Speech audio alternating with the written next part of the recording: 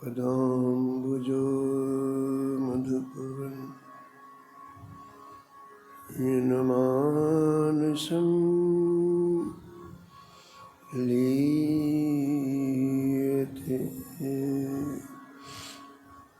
सीताराम गुणावली निशिदिवा यज्जीव्या पीयते सीताराम विचित्ररूपमनिशम् यस्यक्षुषोर्भूषणम् सीताराम सुनामो धामनिरतं तं सद्गुरुं संभजे। नीलाम्बुज श्यामलकोमलाङ्गं सीतासमारोपितवामभागम् आड़ो सायकुचारुचापं नमामि रामं रघुवंशनाथम्।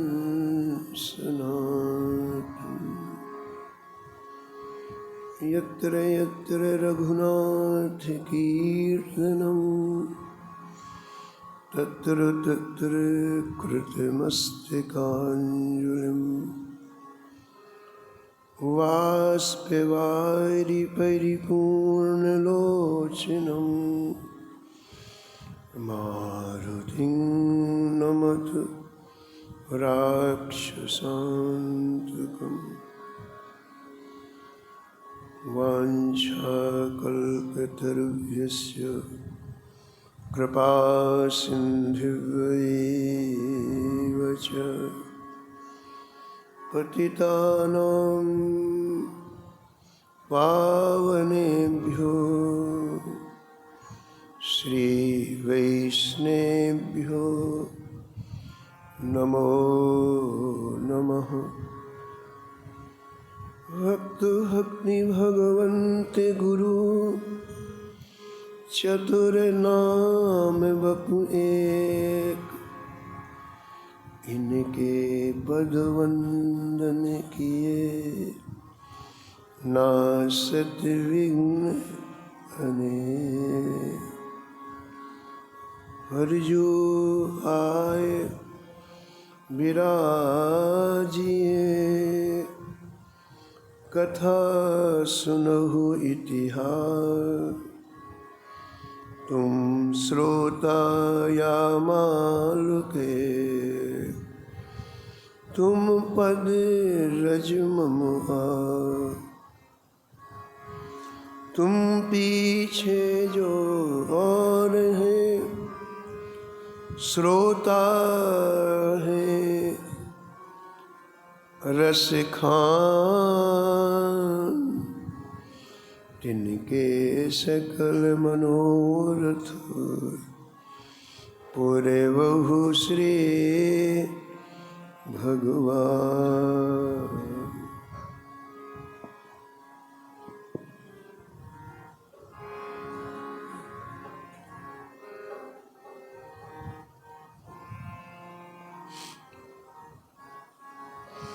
राधे राधे गोविंद गोविंद राधे। हे राधे राधे गोविंद गोविंद राधे। राधे राधे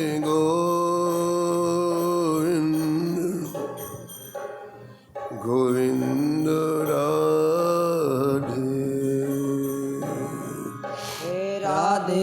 राधे गोविंद गोविंद राधे गोविंद राधे बोलो गोपाल राधे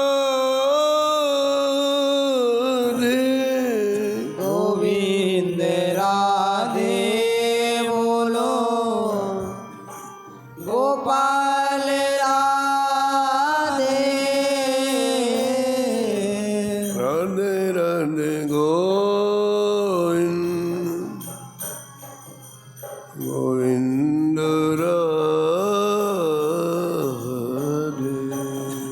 राधे राधे गोविंद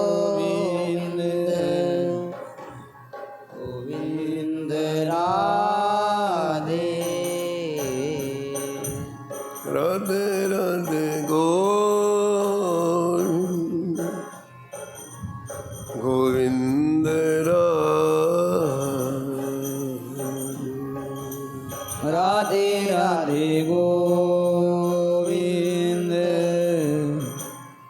गोविंद राधे गोविंद राधे बोलो गोपाल राधे गोविंद राधे बोलो गोपाल राधे राधे राधे गोविंद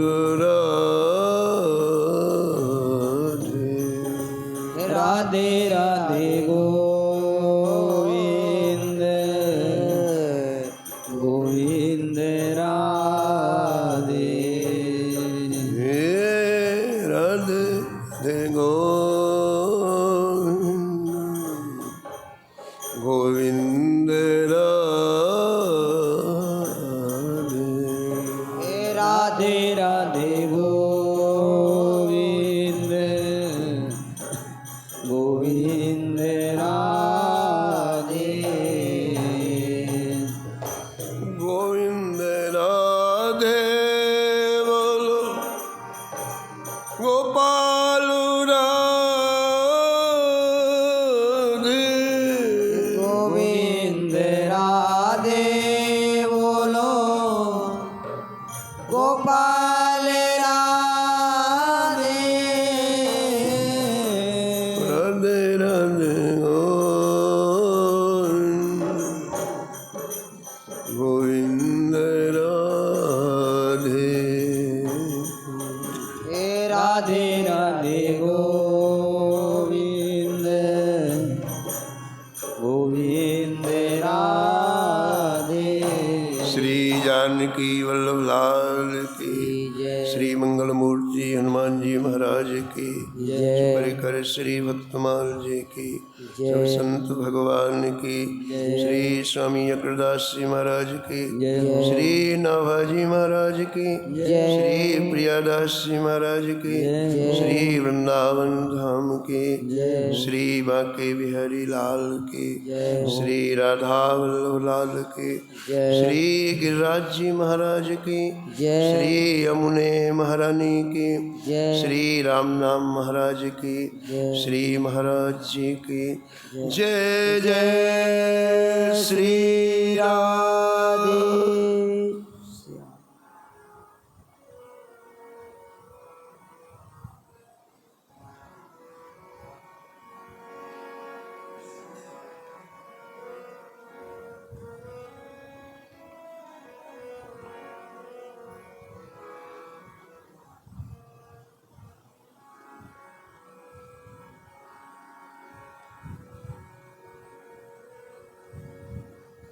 कलि कुटिल जीव निस्तार हित कलि कुटिल जीव निस्तारित श्री वाल्मीकि तुलसी भयो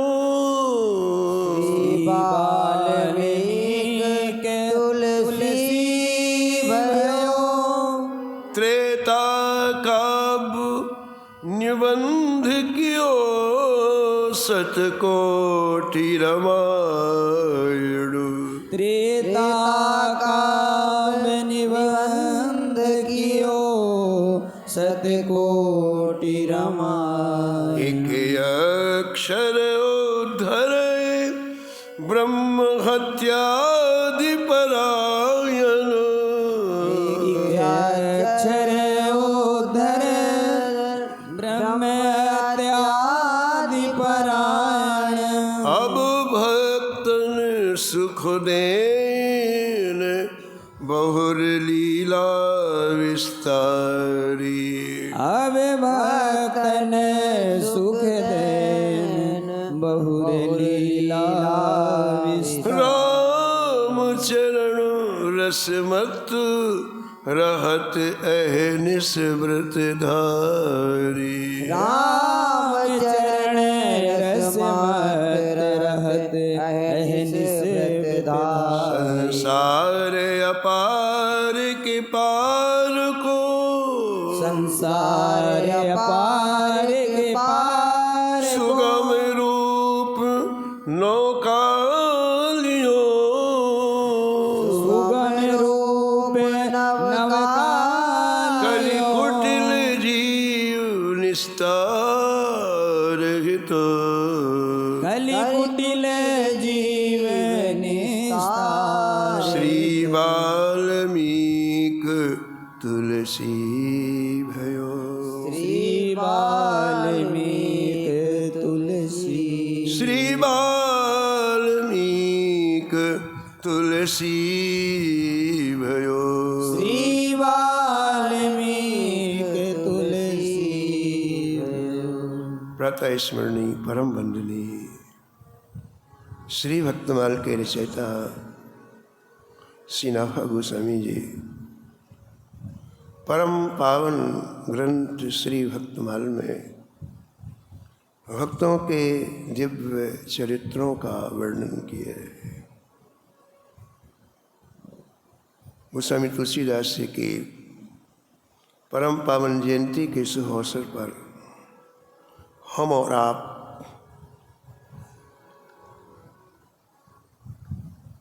श्री गोस्वामी जी के चरित्र में अवगाहन कर रहे हैं। एक महापुरुष के जीवन में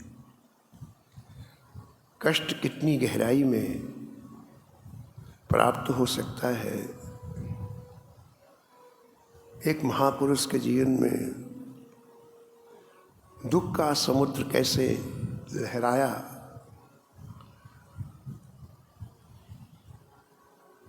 कल के प्रसंग में आपने श्रवण किया कि गोस्वामी तुलसीदास जी ने अपने मुख से श्री ठाकुर जी को एक घटना सुनाई।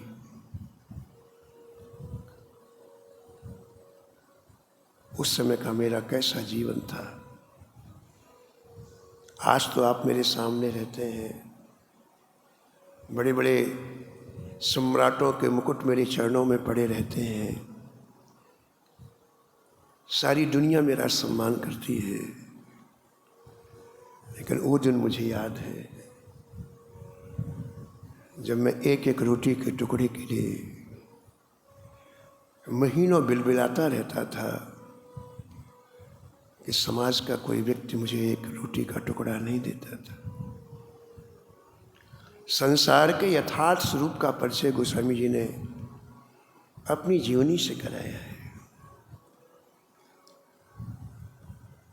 अनादिकाल से जीव भ्रम में भ्रमित हो रहा है।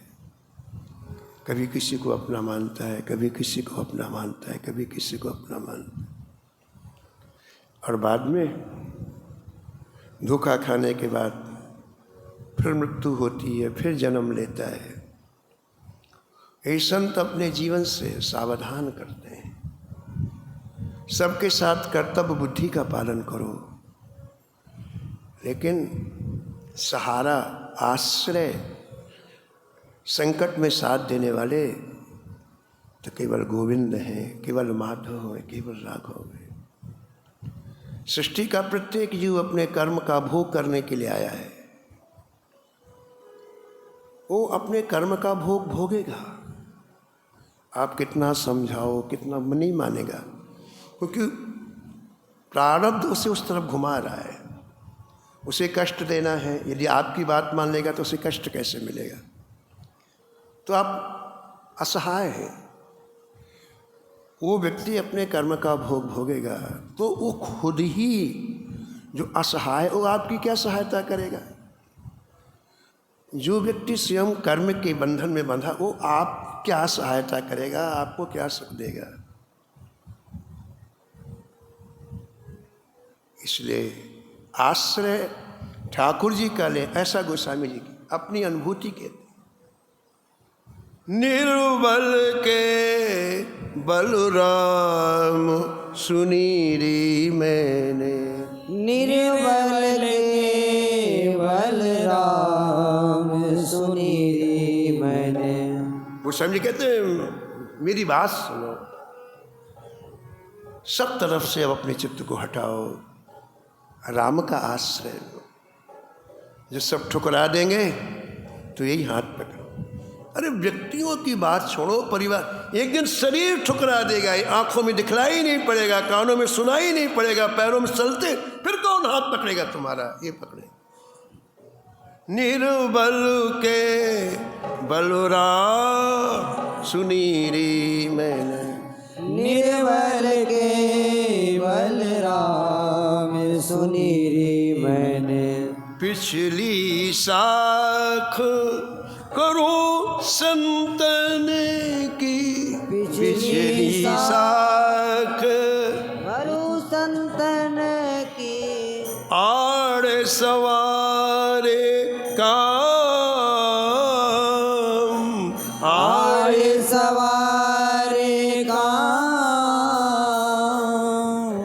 निर्बल के बलराम सुनी रे मैंने, निर्बल के बलराम सुनी रे मैंने। जब लग गजे निज बल बर तो, जब लग गजे निर्बल बर क्यों। नेक सधो नहीं काम, नेक सधो नहीं काम। श्रीमद् भागवत की कथा है। गजराज का बहुत बड़ा परिवार, हजारों लोगों का, लेकिन जब ग्राह ने पैर पकड़ लिया तो किसी ने साथ दिया? सब अपने घर चले गए। ये मरता तो मरने दो, हम अपने प्राण क्यों दें? आज उसे पता चला कि संसार में कोई नहीं, और जब ये निश्चय हो गया कोई नहीं है, तब आर्त होके पुकारा, हे राम, और तब भगवान ने उस विपत्ति से दूर किए। निर्बल होई बल राम पुकारो, निर्बल हुई बल राम पुकारो। आए आधे नाम, आए आधे नाम। निर्बल के बलराम सुनी री मैंने, निर्बल के बलराम सुनी री मैंने, निर्बल के बलराम। महाभारत की कथा, जिस द्रौपदी के 5 पति थे, लेकिन जब विपत्ति आई तो सबके मुख नीचे। भरी हुई सभा में द्रौपदी को निर्वस्त्र किया जा रहा है। गोस्वामी जी कहते हैं कि उस समय कौन काम आया? द्रुपद सुता निर्बल भईता दिन, द्रुपद सुता निर्मल भईता दिन। गहलायो निज धाम, गहलायो निज धाम। बड़े बड़े श्री द्रोणाचार्य भीष्म पितामह, बड़े बड़े लोग बैठे हुए हैं, लेकिन किसी ने साथ नहीं दिया। और तब द्रौपदी ने आर्त स्वर से पुकारा, हे गोविंद, हे माधव। दुशासन की भुजा थकित भई, दुशासन की भुजा चकित भई। हाँ, दुशासन की भुजा थकित भई। दुशासन की भुजा थकित भई। बसन रूप भय श्याम, बसन रूप भय श्याम। निर्बल के बलराम सुनीरी मैंने। निर्बल के बलराम सुनीरी मैंने। सूरदास जी का पद है। सूरदास जी कहते हैं कि संसार में 4 बल हैं, जिन बलों का आश्रय लेके व्यक्ति भगवान की तरफ देखता नहीं है, भगवान नहीं देखता हो। सबसे पहले तो व्यक्ति को अपना बल रहता है, मैं कुछ हूँ। बड़ी बुद्धि का अपनी ताकत रहती है, अपने विवेक की बड़ी ताकत रहती है, अपने शरीर की बड़ी ताकत रहती है। और ठाकुर जी अपनी आँख उठा के नहीं देखता है, अपनी चतुराई उसे रहती जीवन में, इसलिए ठाकुर जी को नहीं देखता है। दूसरा, किसी किसी व्यक्ति को अपनी तपस्या का बड़ा बल रहता है। मैं इतने दिन तक भोजन नहीं करता, मैं इतने दिन तक उपवास रखता हूँ, मैं इतने दिन तक एक पैर से खड़ा रहता हूँ, मैं इतने दिन तक, इसी का उसको अहंकार रहता है। एक को परिवार का बल रहता है, मेरा इतना बड़ा परिवार है, मैं ऐसा कर दूंगा, ऐसा कर दूंगा। वो भगवान की तरफ नहीं देखता। और अंतिम बल व्यक्ति के पास धन का होता है। इन 4 बलों में हर व्यक्ति भ्रमित है, भगवान की तरफ नहीं देखता है। गोस्वामी जी लिखते हैं, सूरदास जी लिखते हैं, अपबल तपबल और बाहुबल। अपबल तपबल और बाहुबल। अपनों का बल, तपस्या का बल, अपनी बाहुओं का बल। अपबल तपबल और बाहुबल। अपबल तपबल और बाहुबल। चौथो है बलदान, चौथो है बलदान। और जिनके जीवन से 4 बल निकल जाते हैं वो राम की तरफ देखते हैं। सूर्य किशोर कृपा ते सब बल। सूर्य किशोर कृपा ते सब बल। हारे को हरि नाम, हारे को हरि नाम। निर्बल के बलराम सुनीरी मैंने। निर्बल के बलराम सुनीरी मैंने। निर्बल के बलराम, हम निर्बल के बलराम। महापुरुष अपनी जीवन यात्रा में हर जगह सावधान करते हैं। मानव जीवन बार बार नहीं मिलता है, इसलिए जितनी सावधानी से व्यक्ति चलेगा उसे अपने लक्ष्य की प्राप्ति उतनी जल्दी हो जाती है। गोस्वामी तुलसीदास जी उस 5 वर्ष की आयु में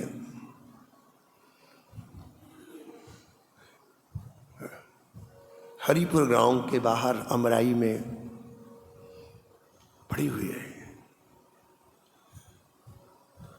रोते रोते आंसू सूख गए, पेट पीठ में चिपक गया,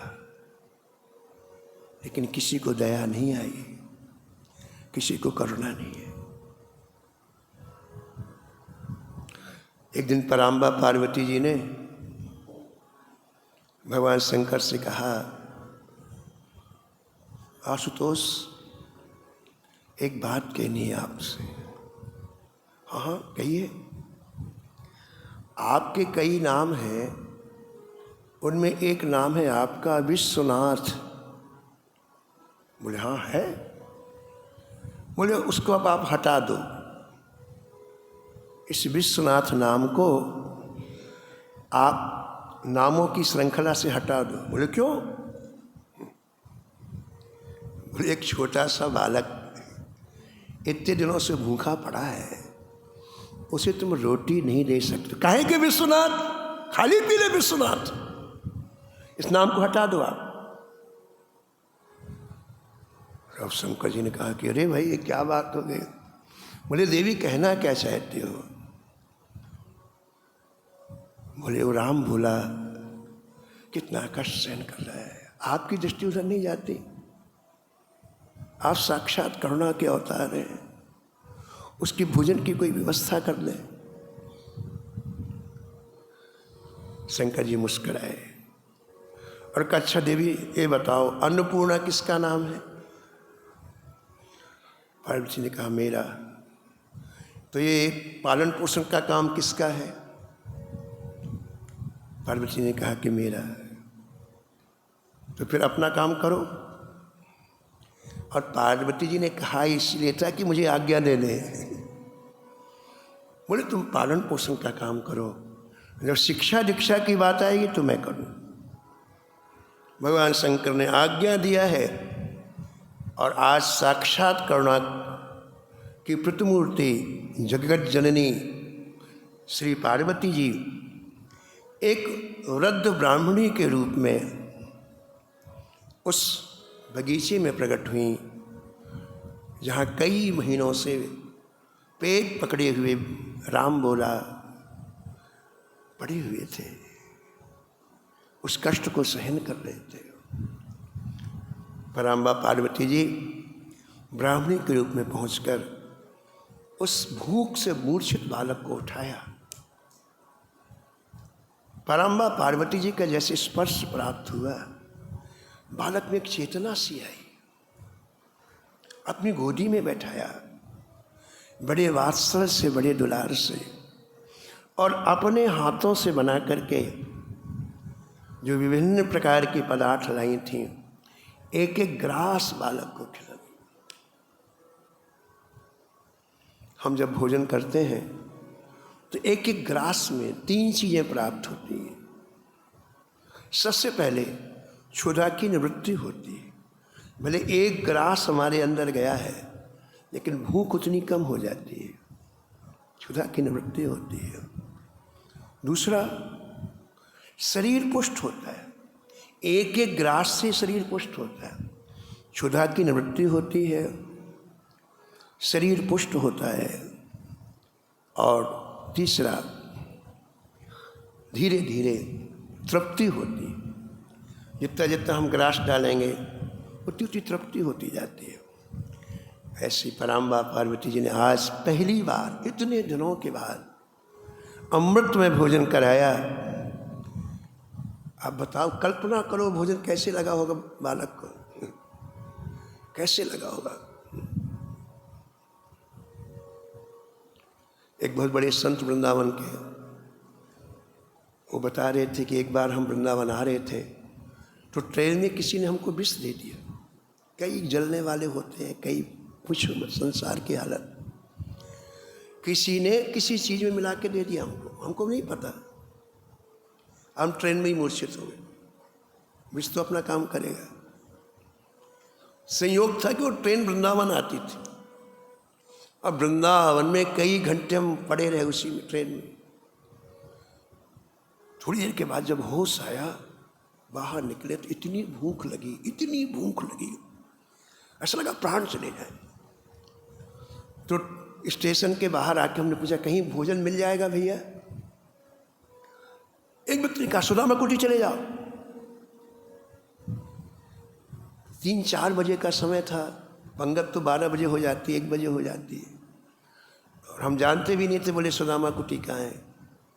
तो चलते चलते सुदामा कुटी पहुँचे तो वहाँ बड़े बड़े भगोने रखे थे खाली, और उसमें खिचड़ी बाद की जो लपटी रहती भगोने में लपटी हुई थी।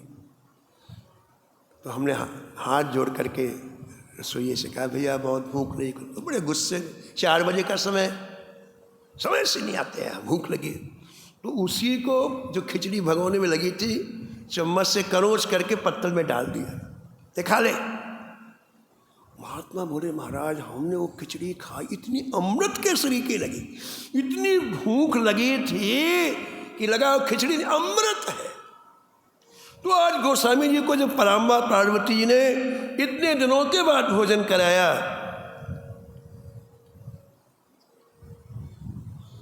तो उन्हें कितना सुख मिला होगा, उसका वर्णन नहीं किया जा सकता।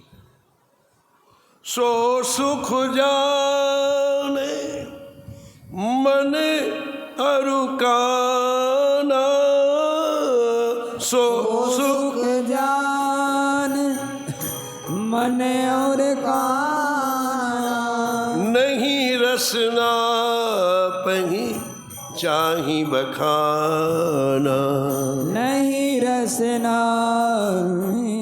जाही बखान। जय जय नहीं रसना पही जाही बखाना, नहीं रसना कहीं जाही बखान। अब रोज का क्रम बन गया। ठीक दोपहर में 12 बजे पराम्बा पार्वती जी एक वृद्धा ब्राह्मणी का रूप धारण करके आती, अपने साथ सब चीज़ बना करके लाती और इस एकांत अमराई में पड़े हुए राम बोला को उठा के अपनी गोद में बैठाती, अपने हाथ से भोजन कराती और फिर अंतर्ध्यान हो जाती। बालक को नहीं पता कौन, लेकिन बालक की धीरे धीरे कमजोरी दूर होने लग गई, बालक में ओज आने लगा, बालक को सुख मिलने लग गया। कितने दिनों तक पार्वती जी ने भोजन कराया? लिखा हुआ है 2 वर्ष तक।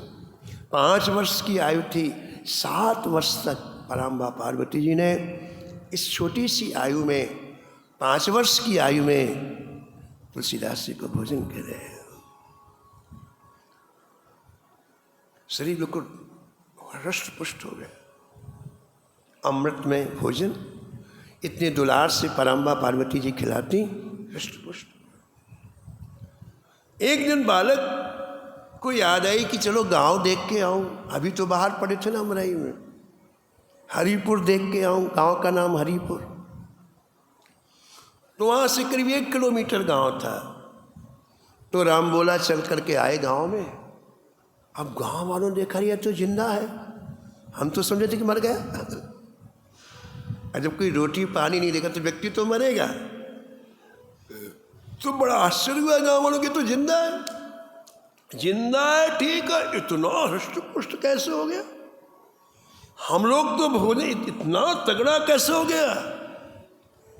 और महाराज देखो तो सही संसार का स्वरूप, ना तो रोटी खिलाना, और यदि कोई दूसरा रोटी दे तो उसके प्रति जलन होना, न खुद हित करना, लेकिन कोई हित करे तो उससे द्वेष करना। कैसी विचित्र बात। तो सब गांव की स्त्रियां एकत्रित हुई और बोली पता लगाओ भाई इसको कौन भोजन कराता है, कौन भोजन, इसके लिए समय है। कहीं कीर्तन होना है तो समय नहीं है, कहीं संत सेवा होनी है तो वहाँ सेवा करने का। लेकिन किसी की यदि बुराई होती हो तो पूरा समय, पूरी गांव की स्त्रियाँ इकट्ठी हो गई और बोले आज हम लोग चलते हैं अमराई में, छिप कर देखते हैं इसे कौन भोजन कराता है। सैकड़ों स्त्रियाँ हमारे अमराई में तो झाड़ झंकार होते हैं, छिप गई। अब पराम्बा पार्वती ठीक समय पर आई हैं, ठीक 12 बजे। उनका तो रोज़ का नियम, वृद्धा के रूप में लाठी टेकते टेकती आई। अब तो बालक प्रतीक्षा ही करते रहते, मेरी बूढ़ी मैया आएगी, बूढ़ी मैया आएगी। और जैसे आती मैया तो दौड़ पड़ते, चरणों में प्रणाम करते, अपने समीप में बैठा करके जैसे खिलाना चालू किया। वो गाँव किसी ने कहा अरे ये है, इसको पकड़ा जाए, कौन से गांव से आती, इसकी क्या क्या हिम्मत हुई इसकी हमारे गांव के किसी व्यक्ति को भोजन कराने। अब हमारे गांव का हो गया, इसको पकड़ कर पिटाई करेंगे।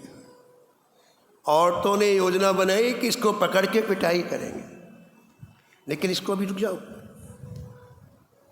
इसको धोखे से पकड़ेंगे, भोजन करा लेने दो इसको।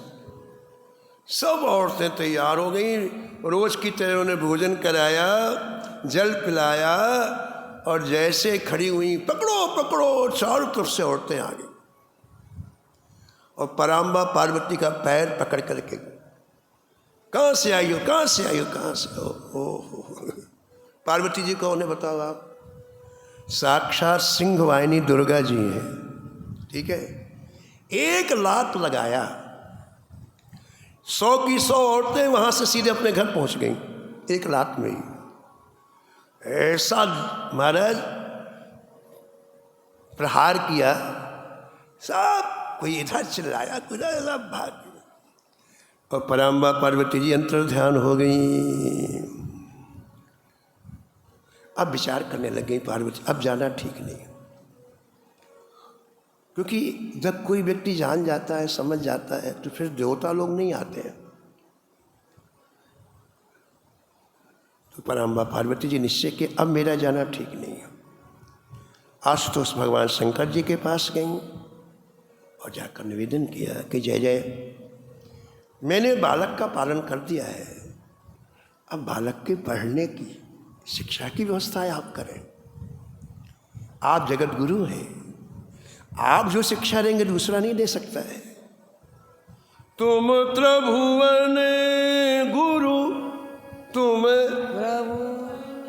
गुरु वेद बखाना, तुम वेद बखाना, आन जीव पावर का जाना, आन जीव पावर का जाना। आप तीनों लोगों के गुरु हैं। इस बालक की शिक्षा का प्रबंध आप करिए।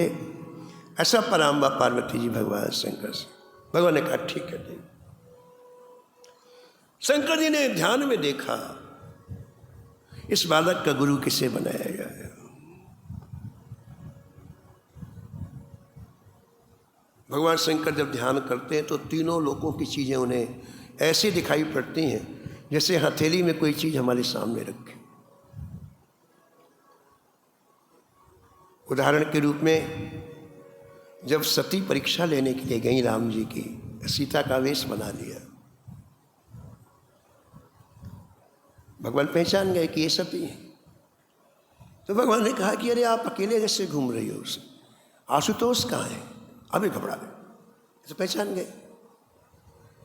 मैं तो नहीं राजकुमार समझती थी, ये तो भगवान है।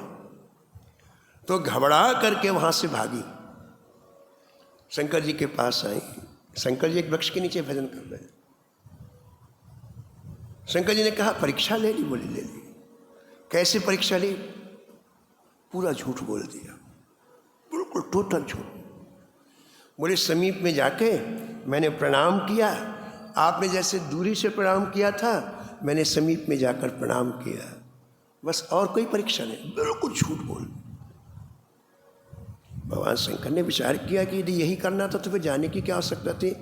1 मिनट में आंख बंद की और सती ने जो जो किया था सब दिखलाई पड़ गए। कैसे सीता का वेश बनाया, कैसे राम जी के आगे आगे चलने लग गई, उनको सब पता चल गया। और मन ही मन शंकर जी ने सती का त्याग कर दिया। हम ये निवेदन कर रहे थे कि शंकर जी को पता चल जाता है, जैसे हथेली में कोई चीज़ रखी हो पर कि कहाँ क्या हुआ है। तो शंकर जी ने ध्यान किया कि इस बालक का गुरु कैसे बनाया जाए।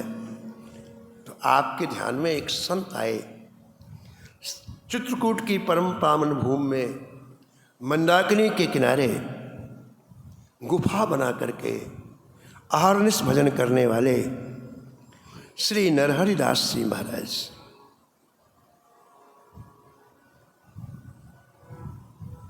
शंकर जी के ध्यान में वो महात्मा है, इस बालक के गुरु इनको बनवाया जाए। बस 1 मिनट में शंकर जी कैलाश से उस गुफा में प्रकट हो गए। चित्रकूट की मंदाकिनी के किनारे जो जमीन में खोद के गुफा बनाई गई थी, उसके अंदर शंकर जी प्रकट हुए। बोलो शंकर भगवान की जय। शंकर जी का दर्शन करते ही श्री नरहरिदास जी चरणों में गिर पड़े। पाहि नाथ कहे पाहि गुसाई,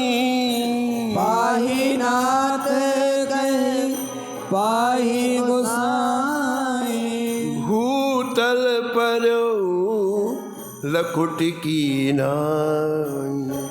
भूतल पर हो लकुट की नाई। भूतल पर हो लकुट की नाई। भूतल पर हो लकुट की नाई। जय बड़ा अनुग्रह किया, बड़ी कृपा की आपने। इस दास को दर्शन सहज रूप में प्राप्त हो गया है।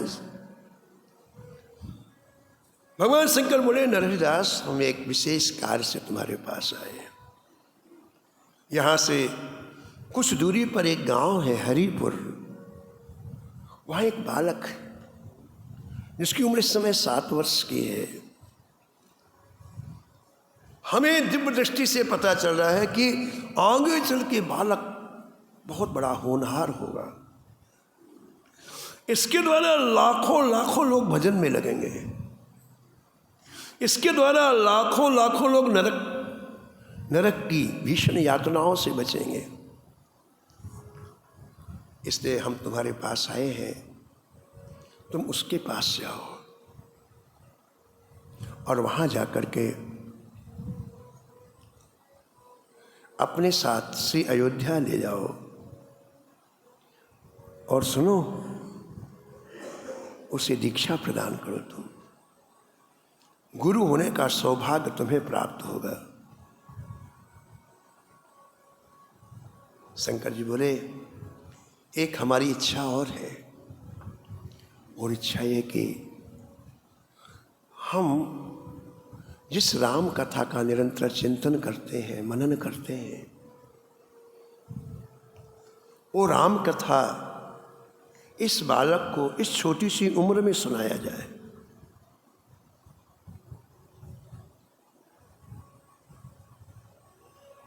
छोटी उम्र के संस्कार बड़े तीव्र होते हैं, हृदय निर्मल होता है, हर चीज अंदर बैठ जाती है। लेकिन जब व्यक्ति की आयु बढ़ती है तो उसके साथ विकारों का प्रवेश हो जाता है, तो फिर कोई चीज टिकती नहीं है। इसलिए शंकर जी की इच्छा थी कि इस छोटी 7 साल की आयु में ही एक बार कानों के द्वारा राम कथा अंदर चली जाए, फिर वो धीरे धीरे अपने आप प्रस्फुटित होगी, बढ़ेगी। तो नरहरिदास जी से कहा शंकर जी ने कि मेरी इच्छा है कि आप उस बालक को पूरी रामायण सुनाओ। और संत तो बहुत विनम्र होते हैं। नरहरिदास जी ने चरण पकड़ के कहा, शंकर जी जय जय, मेरे को पहले राम कथा आए तो मैं सुनाऊं, मेरे को खुद को नहीं आती राम कथा में सुनाऊं। तो यदि आप मुझे राम कथा सुना दो तो मैं सुना दूंगा। शंकर जी ने कहा ठीक है चलो। और उस बालक को सुनाने के लिए शंकर जी ने श्री नरहरिदास जी को राम कथा सुनाई, राम कथा का बोध कराया है। बड़ा सुख मिला श्री नरहरानंद जी। अब श्री राम कथा अति पावनी, अब श्री राम कथा अति पावनी। अब श्री राम कथा अति पावनी। अब श्री राम कथा अति पावनी। सदा सुखद दुख पुंज नसावनी। सदा सुखद सुख पुंज नसा। भगवान की कथा सदा सुख देने वाली है, सदा सुख देने। सुबह दोपहर रात कभी भी कथा सुख देती है। दुख पुंज नसावन, अनंत जन्मों के दुखों को समाप्त कर देती है। राम कथा मंदाकिनी, राम कथा मंदाकिनी। चित्रकूट चितचार, चित्रकूट चितचार। वो निरंतर कथा सुनते रहते हैं, उनका चित्त चित्रकूट बन जाता है। चित्रकूट का तात्पर्य है चित्त की चंचलता समाप्त हो जाती है। जैसे पानी चंचल हो, उसमें अपना मुंह देखो तो नहीं दिखाई पड़ेगा, लेकिन पानी स्थिर हो जाए ना तो आपको अपना मुख दिखाई पड़ेगा। पर ऐसे चंचल चित्त में कोई बात टिकती नहीं है। भगवान की कथा चित्त की चंचलता को समाप्त कर देती है, और तब इसी चित्त में प्रिया प्रीतम युगल सरकार का दर्शन होने लगता है। भगवान शंकर आदेश देकर के अंतर्ध्यान हुए हैं, और श्री नरहरिदास जी अब शंकर जी की आज्ञा का पालन करने के लिए इस बालक के पास चलते हैं, लेकिन आज नहीं हो कल पहुँचेंगे। शेष कथा आप कल श्रवण करें।